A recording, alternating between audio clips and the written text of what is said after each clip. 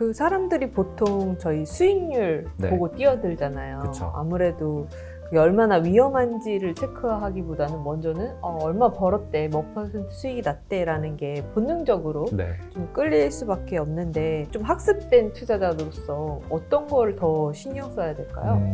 당연히 위험 부분을 신경 써야 된다고 말씀은 계속 드려요. 그리고 네. 이제 저는 기관에 있었으니까 네네. 너는 이만큼만 해야 돼 라고 룰이 딱 정해져 있죠. 그럼 그 안에서 내가 움직여야 되잖아요.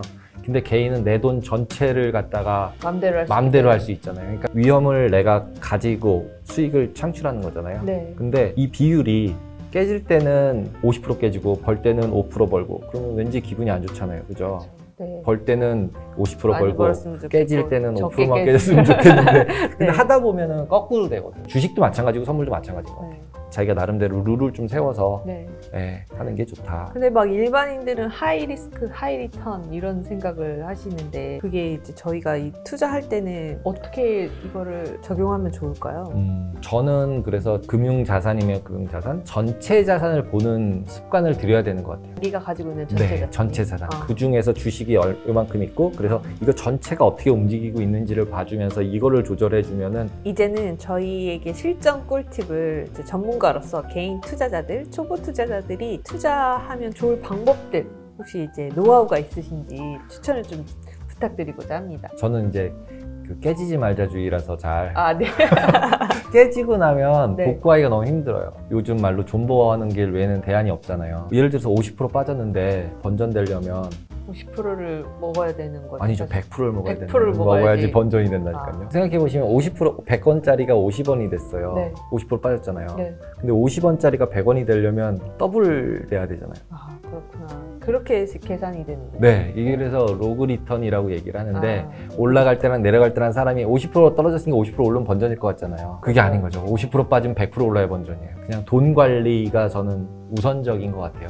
그래서 결국 이제 뭐 한 종목에 투자하면 안 된다고 얘기를 하는 거고, 네. 그래서 포트폴리오를 구성하라고 하는 거고, 그러다 보니까 요즘은 ETF 유행이잖아요. 네, 그래서 네. 왜냐면 ETF 하나 사면 거의 200개 종목 산 거예요. 그다음에 뭐 대출 받아서 하는 레버리지 네. 이 2X까지는 우리나라도 상장을 하니까 네. 2배짜리까지는 네. 그러니까 2배짜리는 그 안에 보면 이제 선물이 들어가 있거나 아니면은 수합이라는 그래서 이제 증권사에서 거래하는 선물이랑 똑같은 건데 매일매일 증거금 넣었다 뺐다. 하기가 싫은 거죠. 네. 그래서 그냥 너랑 나랑 계약하기로 하자. 아. 그리고 한 배 대신 더 줘. 아. 그리고 증거금 걔한테 좀 넣어주는 거죠. 네. 그러면 선물처럼 움직이는데 손익 계산을 안 해도 되는 거죠. 선물처럼. 그러면 선물 옵션을 하고 싶은데 좀 안전하게 하고 싶다 하면은 ETF를 활용한다. 일단은 저는 ETF를 먼저 좀 공부를 해보시고 왜냐하면 ETF의 기초 자산들은 주가 지수, 뭐 네. 금, 뭐 네. 그다음에 채권도 있을 수 있고, 네. 비트코인은 ETF 이제 나온다 만다 그러고 있죠. 네, 미국에는 미국에서. 네. 우리나라는 아직은 네, 네. 없으니까 그래서 그런 것들을 가지고 분산을 좀 해놔서 상품 ETF들도 네. 해놔서 오일 ETF 이런 것도 있잖아요. 그래서 네. 비중들을 좀 조절해서 이렇게 여러 개를 넣어놓고 한 5개 정도를 넣어놓고 보면은 하나는 올라가고 하나는 내려가고 이럴 거 아니에요. 계속. 그럼 걔네들이 섞여 있으니까 이럴 때는 주식이 올라가는데 얘는 왜 빠지지? 뭐 이런 좀 인투이션을 갖고 그러니까 생각들이 이제 생겨나지잖아요. 계속 손익이 네. 움직이면서. 네. 그러면 걔네들이 생각보다 손익이 많이 움직이지 않아요. 그래서 이제 레이 달리오나 이런 유명하신 분들께서 이제 뭐 올웨더 뭐 이게 결국 이런 이유거든요. 결국. 네. 그래서 현금 비중 25%, 뭐 금, 음. 뭐 그다음 금이나 뭐 이런 유가나 뭐 이런 거 좀 위험한 것들로 따지면 그리고 이제 주식, 채권 뭐 이렇게 해서. 근데 채권은 지금 분위기 안 좋으니까 네. 일단 뺐다고 치면 다 현금 아니면 주식이죠. 주식인 거죠. 그렇죠. 네. 그러니까 현금 비중이 올해는 제일 중요하다라고 생각을 하는 거고 그러려면 이제 ETF에서도 인덱스 ETF를 사더라도 미국 것만 살 거냐, 한국 것도 살 거냐, 또 뭐 유럽이나 중국 것도 살 거냐라고 생각해 볼 수 있잖아요. 그러니까 글로벌로 자산 배분. 그나마 ETF를 가지고 하는 게 코스트는 제일 적은다고 볼 수도 있거든요. 네. 일단 ETF들로 레버리지가 없으니까 일단 그걸로 이제 연습들을 좀 하고 그래서 이제 이렇게 얼로케이션을 해놓으니까 분산해놓으니까 수익이 꾸준하게 잘 나더라. 떨어질 때도 많이 안 빠지네. 이런 거 이제 인지가 되잖아요. 본인이 그런 걸 잘하는지 아닌지. 그러니까 뭐 일부 돈을 빼서 선물 계좌 열고 뭐 선물을 해볼 수도 있다는 거죠. 네. 왜냐하면 선물에는 주가지수 옵션들은 다 있고 뭐 채권 선물들도 다 있고 또 외환 선물들도 다 있고 있으니까 그런 것들을 분산해서 투자를 실제로 할 수 있거든요. 그 최근에 워낙 또 갑자기 뛰어드신 투자자분들이 많아가지고 이렇게 데일리 트레이딩을 하시는 젊은 분들도 많으세요. 많죠. 네. 많죠. 여성분이라고 해서 안 하는 것도 아니고 그 트레이딩이라는 것을 도대체 왜 하는지, 어떤 분이 트레이딩을 하는데 적합한지, 그 전문님은 내부에서, 기관 내부에서 프롭 트레이딩이라고 해서 네. 자기 자본을 좀 매매하셨었잖아요. 자기 자본 매매는 아까 말씀드린 증거금이나 이런 거가 되게 프리해요. 네. 실제 실현 손익, 네. 현재 시가평가한 손익, 네. 그게 가장 중요한 거거든요. 네. 그 다음에 내일 얼마 정도 깨질 가능성이 있는지를 다 계산해서 가지고 있어요. 네. 그것만큼 깨지면 다 없애야 돼요, 포지션을. 근데 개인은 안 그러잖아요. 개인들이 단타 트레이딩을 하는 경우가 있고, 가치 투자라 그래서 이제 롱텀 뭐 저평가된 주식을 발굴해서 산다 이런 게 있잖아요. 네. 제가 볼 때는 그런 공부를 해서 사는 이유는 존버를 하기 위한 자기 합리화를 계속 할 수 있는 믿음을 계속 스스로 네, 그게 발굴하는 거죠. 네, 발굴하는 거죠. 그래야 참을고 번질 수 그러니까. 있고 잘 수 있고. 네, 그러니까요. 네. 그렇지 않으면은 남이 하라 그랬으면은 이거 올라갈 것 같아서 사 그랬으면 조금만 빠지면 막 흔들리거든요. 그런 부분 때문에 가치 투자는 내 성향이 그런 성향이다. 그럼 그런 가치 투자 공부를 좀 하셔서, 요즘 유튜브 많으니까 그런 거 네. 찾아보셔서. 근데 지금 말씀하신 단타, 네. 이건 이제 어나더 스토리죠. 이런 거 해서 자꾸 이제 저는 많아지는 게 선물하고 비슷한 것 같아요. 주식을 선물 옵션 하듯이 막. 하듯이 하죠. 예. 왜냐하면 하루에 3%만 먹으면 돼. 뭐 이런 거. 그런 식의 하루에 1%가 목표인 사람도 있더라고요. 네. 네. 근데 이제 일 벌고 일 깨지고 일 벌고 일 깨지고 그러면 수수료만 계속 그러니까요. 나가잖아요. 그러면 트레이딩 할 때 수수료를 생각 안 해서 트레이딩을 하는 분들이 많으신 거죠? 처음엔 많더라고요. 근데 1년 지나 보시면은 이렇게 딱 해서 내가 결과를 딱 딱 보니까 번 돈이 1,000만 원이 예를 들어서 있어요. 그래서 이쪽에서 이렇게 봤더니 여긴 3,000만 원이 있는 거죠. 수수료가. 네, 증권사만 배불리는 네. 거네. 그래서 결국 합산된 통합된 손익을 보니까 마이너스 2천만 원이에요. 그걸 근데- 깨달아야지 네. 수수료의 또 중요성도 알죠. 여러분, 수수료 혹시 놓치고 계셨다면 한번 확인해 보시는 것도 좋을 네. 것 같습니다. 금융권에서 일하게 된 계기 같은 것들도 많이 궁금해요. 저희 또 오늘 내 친구는 전문가 코너에 금융 전문가를 모셨으니까 진로에 대한 얘기들 여러분 혹시 궁금하실까봐 제가 질문지를 쫙 작성을 해왔습니다. 공부를 워낙 잘하셨으니까 막 수학도 하시고 경영도 공부하셨을 텐데 하필 그 많은 영역 중에서 금융권 진로를 선택하게 되신 계기가 있나요? 이제 그 거꾸로 네. 수학을 못 해가지고 아니, 말도 안 됩니다. 그 명문대 수학과로 나오신 분이 아니. 수학을 못했다는 게 좀 이상한데요. 수학을 못해서 저는 진짜로 제일 좋은 학교에서 네. 제일 좋은 학생 10명만 하면 되는 것 같아요. 그게 솔직히 수학과라고 말씀드리면. 생각하세요? 네. 너는 이과 아닌 것 같아. 그러니까 뭐 매매해봐. 그래가지고 수학은 약간 이론 공부니까요. 네, 그죠? 뭐 네. 왜 0일이니 뭐 이런 증명해야 거잖아요. 돼요. 증명해야 네. 되잖아요. 그래서 약간 철학이에요. 그래서 철학. 철학 쪽에 가까워서 전 별로 그 능력이 아니다라는 게 결론이었고, 실용적인 숫자가 됐던 뭐가 됐던 눈앞에 보이는 걸 원하더라고요. 그러니까요. 저는. 좀 이렇게 실질적인 네, 것들. 네, 실질적인 거. 이렇게 뜬구름 잡는 거는 못 그리고 상상을 잘 못하는 거죠. 어머님한테 이제 어머님 돈 약간이랑 과외비랑 가지고서 이렇게 주식을 했는데 돈을 버는 거죠. 대학생 때부터 주식 투자를 하셨군요. 네, 대학생 때 해봤죠. 해봤더니 돈을 벌더라고요. 그래서 취업해서 이제 신입 교육 받는 데서 전 딜링룸 안 들어가면 그만둘 거거든요. 그렇죠. 뭐 이렇게 얘기했어요. 뭔가 좀 젊을 때는 자기가 원하는 그 분야에서 되게 멋있는 분들이 계시는 게 약간 트레이딩 하는 거. 꽤 멋있잖아요. 그죠? 딜링룸이죠. 네, 맞아요. 딜링룸 네. 멋있잖아요. 그래서 이제 시작을 하게 됐고, 그때 저는 이제 이제 수학 잘 싫어서 이제 복수 전공해서 경영 경제를 한 다음에 취업을 해야겠다라고 생각을 했던 건데, 네. 어떻게 해서 이제 은행에 가게 돼서 지원했는데 됐어요. 그래가지고 이제 원래 복수 전공을 하려고 했었는, 그러니까 무서울 게 없잖아요. 네, 네. 안 가도 그만이니까. 네, 네. 네, 그래서 처음에 이제 신입 연수하는 데서 저 딜링룸 안 들여보내주면 그냥 바로 사표 내고 그냥 간다고. 대단한 배짱이 좀 두둑하셨던 것 같습니다. 그래서 얘 봐라 이러더니 보내주셨어요. 뽑아주셨어요. 그래서 어필 잘하신 거네요. 네, 그래서 여러분들도 이제 취업 준비니까 네. 그래서 뭔가 자기가 하고 싶은 거 있으면 요즘은 더 잘 받아줄 거예요. 그래서 어필을 세게 해라. 네. 네. 뭘 하고 싶은지 만약에 딜링룸 가고 싶으면 말을 꺼내야죠. 미리 네. 꺼내는 거죠. 네, 미리 꺼내는 거. 나 이거 보내주세요. 막 네, 이래야죠. 맞아요. 네. 원하는 부서를 옮기고 싶어도 미리미리 얘기를 좀 해두면 그럼요. 기회 네. 남으니까. 그죠? 맞습니다. 네. 네. 그 금융권의 특히 투자 시장에서 대표적인 직업군이라고 제가 알고 있는 게 트레이더, 펀드 매니저, 애널리스트, 브로커 뭐 이런 것들이 네. 있는 것 같은데요. 어떤 차이가 있을까요? 트레이더는 이제 프랍 트레이더 이런 네. 거는 이제 운용하는 사람이잖아요. 네. 그래서 트레이더라는 단어가 붙으면 일단 샀다 팔았다 빨리 한다는 얘기예요. 네. 단기적으로. 단기적으로. 예, 네. 그래 놓고 이제 또 세일즈 트레이더라는 것도 있어요. 세일즈 아. 트레이더는 고객 주문을 받아서 그거를 빨리 잘 샀다 팔았다 해주는 사람. 아. 그래서 프랍 트레이더, 뭐 세일즈 트레이더, 이런 트레이더도 중요가 좀 이제 그 정도가 있다. 트레이더는 보통은 이제 단기 매매니까 펀더멘탈 이런 거 필요 없고 이렇게 눈치가 빨라야죠. 오늘 중에 살 건데 언제 사느냐가 중요한 사람들이거든요. 그러니까 눈치죠. 타이밍을 잘 잡는. 된다. 네, 그게 트레이더. 그다음에 펀드 매니저는 뭐 약간은 이제 오타쿠 기질이라고 봐야 되나요? 열심히 공부해서 한 종목 발굴해서 내가 이거 진짜 끌어올려 보겠다. 아. 뭐 이런 분들 계셔요. 그래요? 예. 네. 뭐 아닌 분들도 있어요. 근데 결이 이제 좀 다른가요? 결이 그럼? 좀 다른 것 같아요. 트레이더랑 펀드 매니저 다르다고 저는 생각해요. 아. 그리고 이제 펀드 매니저들은 약간 롱텀리 가져가는 분들이 있으세요.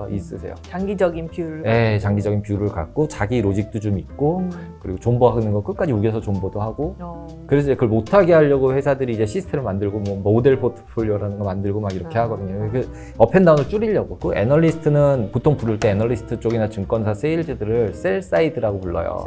고객을 만나야 되는 거거든요. 뭘 파는 거니까 자기 리서치를 파는 거잖아요. 네. 그래서 세일즈, 즉 고객이 원하는 걸 좀 잘 딜리버리 할 수 있는 마음이 있는 사람? 그럼 셀 사이드에는 어떤 직군인가요? 증권사가 셀 사이드라고 보시면 되고요. 증권사가 셀 사이드, 운용사가 바이 사이드. 운용사가 바이 사이드. 지금 아까 말씀하신 매니저가 바이 사이드. 아, 네. 그리고 이제 보통 트레이더, 세일, 이제 뭐 애널리스트는 셀 사이드. 셀 사이드. 네. 그리고 물론 프랍 트레이더는 애매해요. 다 있잖아요. 운용사에도 있고 운용사에는 증권사에도 프랍 트레이딩은 없어요. 없어요. 네. 운용사에는 없고 없어요. 프랍 트레이드. 프랍 트레이딩은 내 돈 운용하는 거잖아요. 아, 그러니까 이제 증권사에 증권사 돈. 주로. 네. 네. 그다음에 브로커는 어떤 역할을 하나요? 브로커는 사람을 좋아하는 사람? 되게 성격들이 좋으시더라고요. 성격도 브로커분들. 좋고요. 네. 성격도 좋고 어떻게 보면 브로커였던 분들이 돈도 제일 잘 버는 것 같아요. 사람을 연결해 주는 네, 건가요? 그것도 있고 네. 너무 다양한 사람들을 다양하게 만나다 보니까 정보도 더 많고 어. 오히려 이게 트레이딩을 하는 사람이거나 펀드 매니저는 약간 오타쿠가 좀 있는 거죠. 약간은 좀 좁은 시야로 대신 깊이가 있고 깊이가 있는 게 좋을 때도 있고 나쁠 때도 있잖아요. 그렇죠. 제너럴리스트가 네. 좋을 때도 있으니까. 네, 맞아요. 그리고 시장이 맨날 바뀌는데 그걸 계속 따라가면 맞힌 사람은 별로 진짜. 없잖아요. 네. 그러니까 이제 업앤다운인데 세일즈들은 이게 잘 팔리면 이거 팔고 저거 잘 팔리면 저거 팔고 네, 이걸 시장에 맞게끔. 시장에 맞게끔. 그러니까 제가 제일 놀란 게 이쪽 그러니까 파생 상품 세일즈 했던 분들이 시대가 딱 바뀌면서 전부 다 막 대체 자산, 부동산, 네, 뭐 얼터너티브라고 다 넘어갔어요. 그래서 부동산 언제부터 그렇게 잘 알았어? 손님이 원하니까 갖다 파는 거지. 조금 더 고객 지향적인 사람이군요. 네. 그래서 고객이 원하는 거를 잘 찾아다가 갖다 줄 수 있는 사람? 네, 이렇게 보시는 게 맞을 것 같아요. 네, 정리를 한번 해볼까요, 그러면? 네. 트레이더는 매매 타이밍이나 눈치가 빠르고 손이 빠른 사람이 적합하고, 펀드 매니저는 철학도 있고 롱텀 뷰로 이렇게 자기만의 길을 그렇죠. 개척할 수 있는 마이너스가 나도 좀 버틸 수 있는 힘이 있는 게 좀 펀드 약간 매니저. 그런 네. 끈기가 또 끈기도 있어야 좀 있는 되는 거고 네. 트레이더는 그냥 손실 나면 그냥 바로바로 네, 그런 없어요. 거 없이 네, 없이 네. 좀 유연해야 되네요. 네, 완전 유연해야 되는 완전 거죠. 유연해. 네. 좀이 아니고 네, 완전 유연해야 되는 애널리스트는 어떤 적성이 맞죠? 일단 뭐 숫자 좀 좋아하고 숫자를 그다음에 좋아하고. 고객을 좋아해야 돼요. 왜냐하면 애널리스트는 또 폴하잖아요. 그렇죠. 인기 투표 같은 거 하잖아요. 하잖아요. 인기 네, 투표. 네. 연말마다 인기 투표에서 어느 증권사 누구 몇 등 이거 나오잖아요. 그거에 스트레스 받는 분은 제가 볼 때는 어려운 것 같고 그게 왜 중요한가요? 그 연봉이 연동돼 있습니다. 그럼 인기 애널리스트면 연봉이 올라가요. 아. 그다음에 스카우트 제이도 오고 좋은 데서 더. 좋은 데서 오고 애널리스트가 리포트만 쓰는 게 아니네요. 리포트를 썼으면 팔아야죠. 리포트를 파는 거예요. 네. 왜냐하면 애널리스트 중에 훌륭한 애널리스트는 자기가 리포트를 써서 탁 던지면 그 주가가 폭등하는 거예요. 그런 영향력이 있어야 예, 되는 거네요. 그렇죠. 브로커는 이제 그 애널리스트가 준 리포트를 갖다가 가지고 고객에 네. 가서 이렇대는데 이거 한번 제가 해보세요. 이 애널리스트 데려와서 설명드릴까요? 뭐 이러는 게 브로커.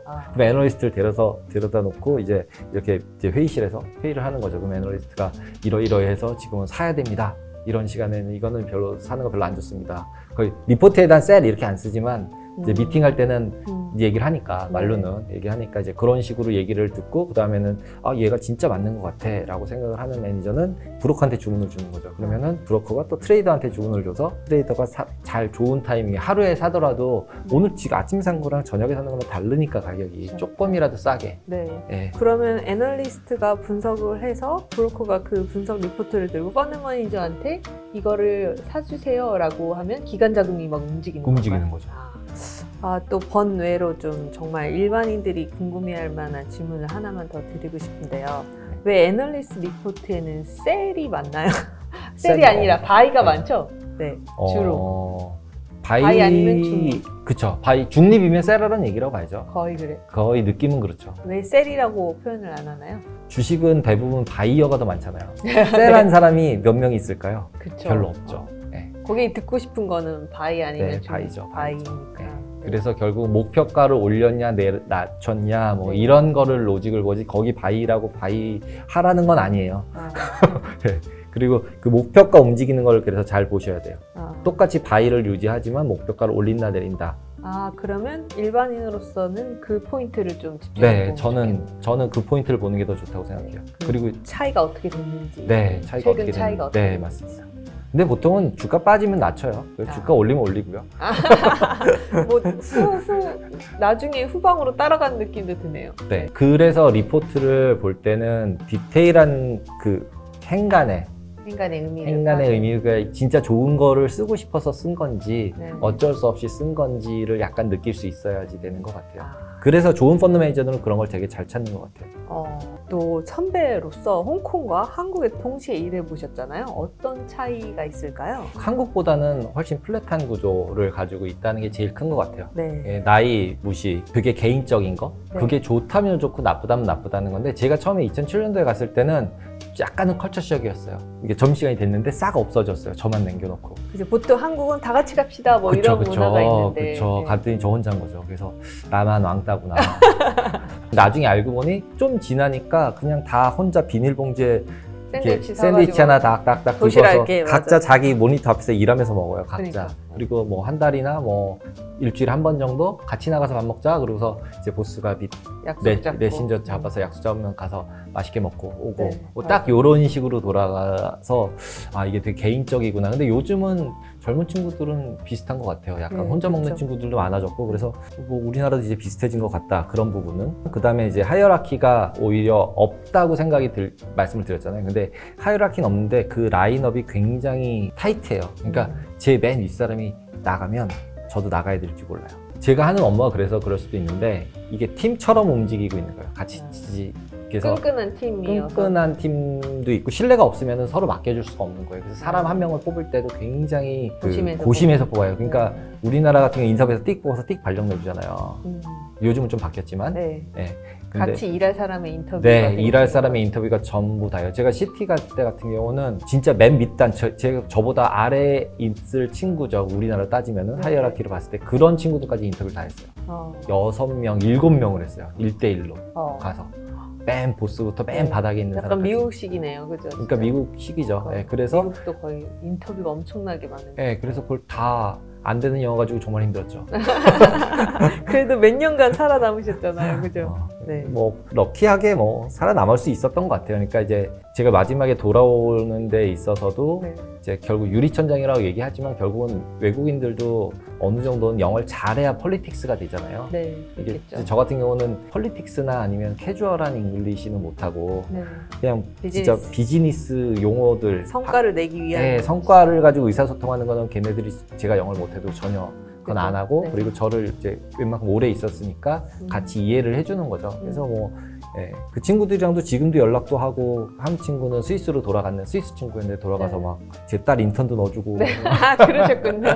그러고 있어요. 그래서 오히려 그냥 저는 홍콩 친구들이나 유럽 친구들, 뭐 스페인 친구들, 제 보스였던 사람이 뭐 스페인, 스위스, 필리핀 뭐 이렇게 되게 많은데 되게 섞여 있는 게 되게 좋은 것 같아요. 저는. 멀티컬처에. 네, 멀티컬처는 정말 그 파워풀한 서로 네. 또 존중하게 되고 배려하게 네. 되고. 그죠? 네. 딱 뭐 한국 친구들끼리 같이 있을 때 한 사람 외국인이 들어오면 우리 같이 영어로 얘기하자고 한국 사람끼리 있어도 그렇죠. 그 한 사람을 배려하기 위해서 그렇죠. 랭귀지를 바꾸는 거죠. 네, 그런 것들을 봐도 그렇고 그런 것들이 더 경쟁력인 것 같아요. 그나마 지금 홍콩이 약간 이제 너무 중국화돼서 조금 싱가포르로 옮겨간다고 하는데 네. 예.